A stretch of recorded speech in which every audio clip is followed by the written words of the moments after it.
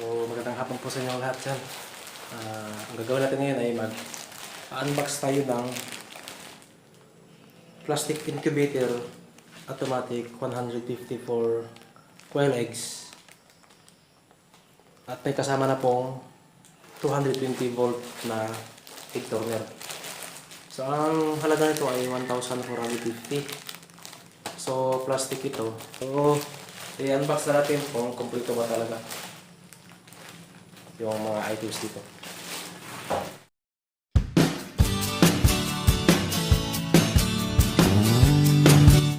So i-unbox na po natin itong plastic egg turner kung kompleto ba talaga lahat.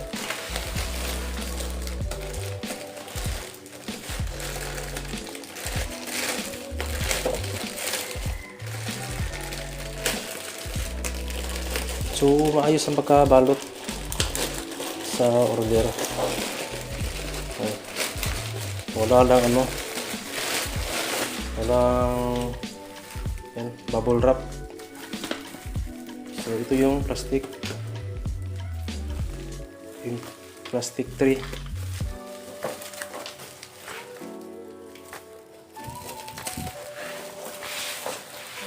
So, binili ko to kasi gagamitin ko to sa pag-i-incubate ng itlog ng pugo. So kasi mag-i-experiment po ako, bibili ako ng itlog na sa merkado o sa palengke. I-experimentuhan natin kung may posibilidad ba na mapipisa yung itlog. So ayan po, may basag na parte ng sa egg tray. So ito talaga yung problema sa order ka ng Lazada. Hindi maiwasan na mabasagan. Kasi yung sealer ay ingat na ingat sa pagbabalot ito. So yung siguro nabasag to sa pagkarga. Kasi sabi ng iba hinahagis-hagis lang daw yung mga item papadala, kaya mabasag. So yan so pwede pa to isusuglot lang natin. So ito po yan.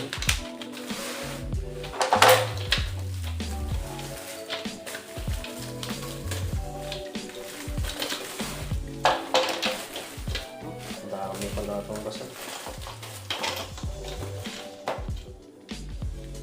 Ito po isa. Yan basag pa rin. Dalawa na. Saan ito?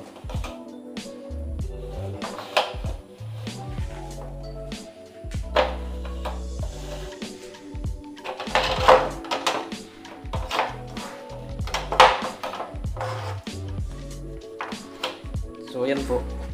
So pang-quail lang talaga siya. Ayan.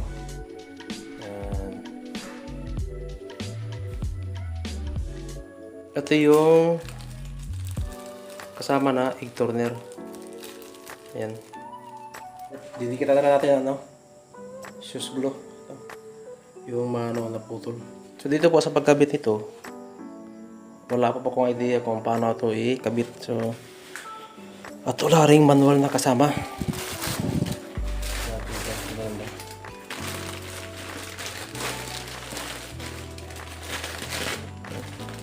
Wala nga manual.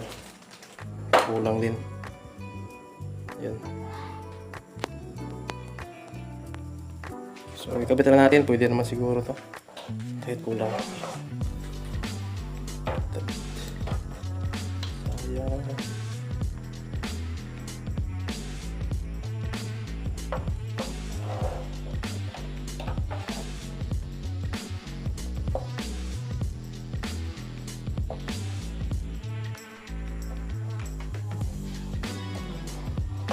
So kailangan yung itiin kasi matigas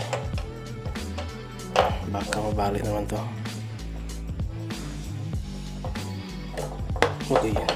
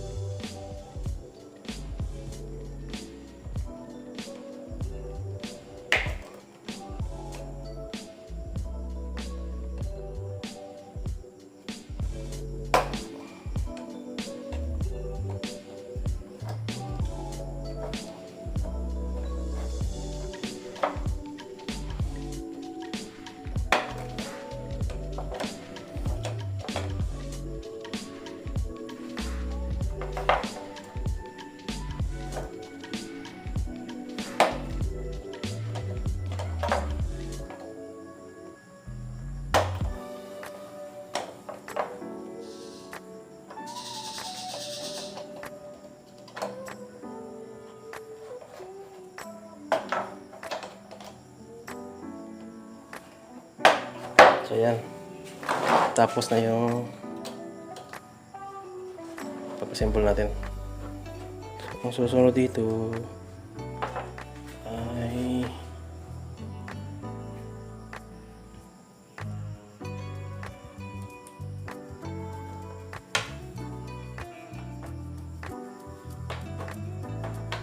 sa baba.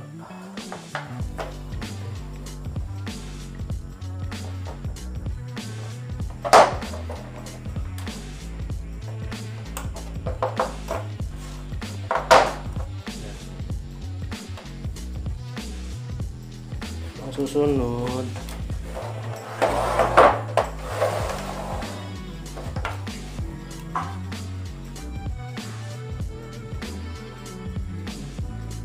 yan.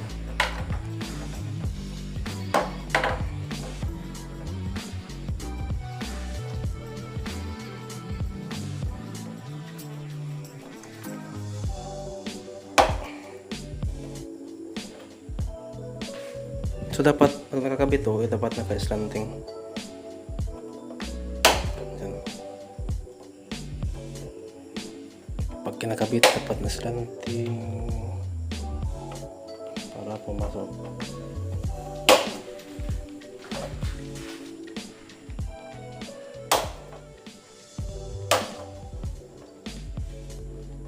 Oops. Tigas.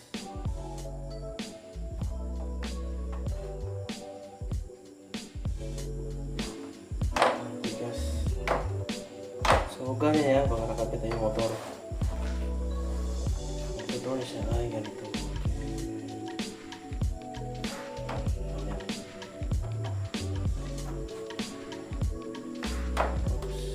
Oops. Susunod naman ay yung motor. Ay ganito pala.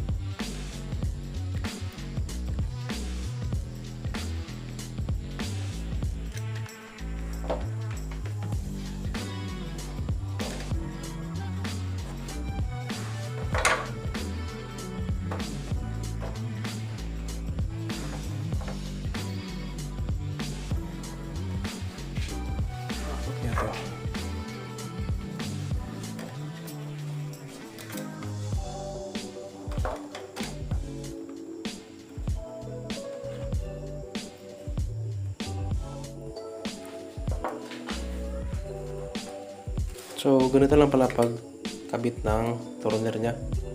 So, kanina ganito ako eh. So, ganito lang pala. Yan. Nakikita niyo yung butas dyan.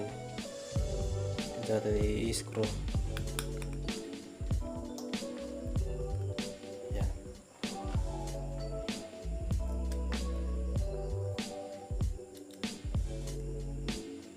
Hindi ba natin nasusubukan to kung gagana ba talaga. So, susubukan natin to mamaya. Tapos ating i-set up yung turner.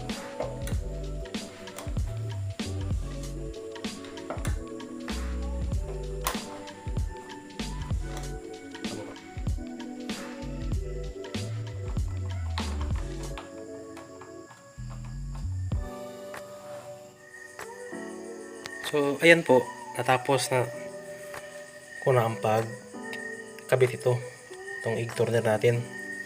So, napakahirap ang pagkabit nito kasi walang manual eh. So, natagalan ako. So, ganito lang ang pagkabit. Yan. Ito. Yan kakabit sa baba.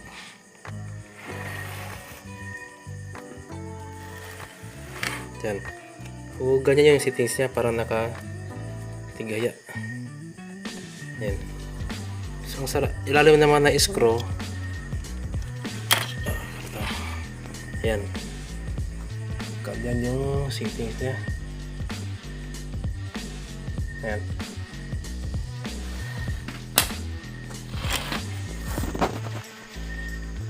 Tapos na pag-wire. So, susubukan natin kung kagana ba talaga tong motor. Yan o. Yan yung plug niya. Subukan na natin.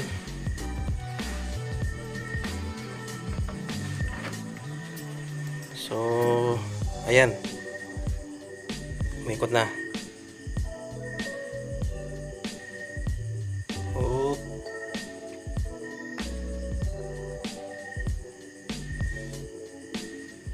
Yan. Para lang siya mag-swing pero mahina. Kita niyo.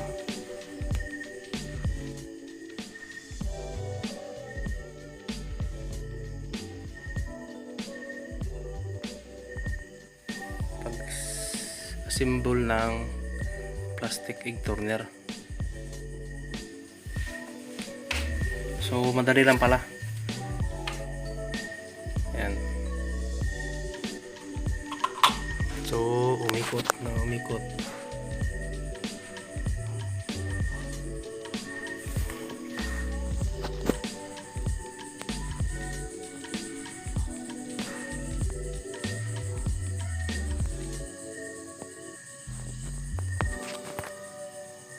So, sa next video na gagawin ko ay isasama na natin tong ito. Sa timer natin. Tapos, isisit natin ng 3 beses ang pag-on ng egg turner na to. Kung gana ba talaga.